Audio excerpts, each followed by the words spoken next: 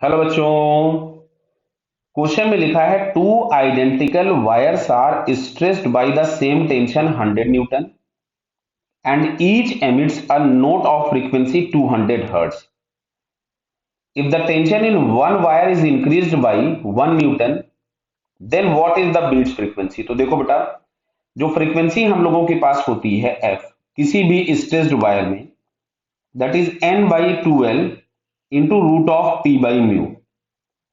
और यहां आपको दिया गया है कि n upon 2l into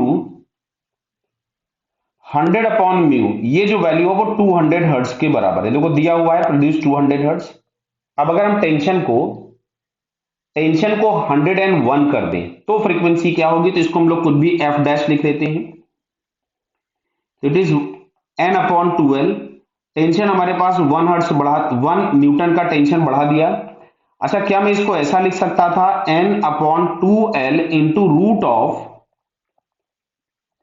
100 plus 1 upon mu? बिल्कुल लिख सकते थे। तो ये हमारे पास आ गया एन अपॉन 2l, इसको मैंने लिखा 1 अपॉन म्यू। ध्यान से देखो, इसको मैं थोड़ा सा अलग तरीके से लिखने की कोशिश कर रहा हूं क्योंकि 1 हर्ट्ज के केस में अगर आप पूरा कैलकुलेशन कीजिएगा विदाउट यूजिंग बाइनोमियल अप्रोक्सीमेशन तो बहुत लंबा हो जाएगा। तो यहां से हमने इसको लिख दिया और ये हमने लिख दिया 100 प्लस 1 की पावर हाफ। ये हमारे पास आ गया एन अपॉन 2l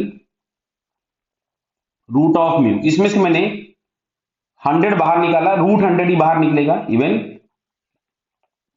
अब यहां मिलेगा आपको 1 प्लस 1 बाई 100 की पावर 1 बाई 2। क्या बात समझ में आ रहा है? तो देखो ये हम लोगों के पास टर्म फिर से पुराना वाला बन गया। ध्यान से देखिए, ये आ गया N by 12 into root of 100 by mu. ये तो बन गया एज इट इज। और ये लिखा है 1 plus X to the power N, जिसमें एक्स बहुत छोटा है। तो क्या मैं इसको 1 प्लस एन एक्स लिख सकता था? ये बन गया। फाइनली क्लियर है क्या? अच्छा, ये नंबर जो दिया गया था, देखो ये वाला दिया गया हमको 200। अभी देखो ये हम लोगों को 200 दिया गया, तो इसकी जगह मैंने 200 पुट कर दिया। 200 इंटू 1 प्लस 1 अपॉन 200। तो यहां से हम लोगों को मिल रहा है 200 प्लस 1। तो एक वाले की फ्रीक्वेंसी तो 200 ही है क्योंकि उसका टेंशन हमने 100 ही रखा है। जिसका टेंशन हमने 101 कर दिया उसकी फ्रीक्वेंसी आ रही 201 हर्ट्ज। तो इन दोनों का जो डिफरेंस होगा that will be beats frequency. या तो हम लोग इसको 1 हर्ट्ज लिख दे, या 1 बीट पर सेकंड लिख दे, या 1 सेकंड इनवर्स लिख दे, तो जो भी हमें ठीक लगे वो हम लिख सकते हैं। तो आंसर फिलहाल इसमें हर्ट्ज में दिया है तो 1 हर्ट्ज हमारे पास, इसका सी ऑप्शन करेक्ट हो गया। क्लियर बेटा? So it's correct answer is C. तो ये बात समझ में आई होगी।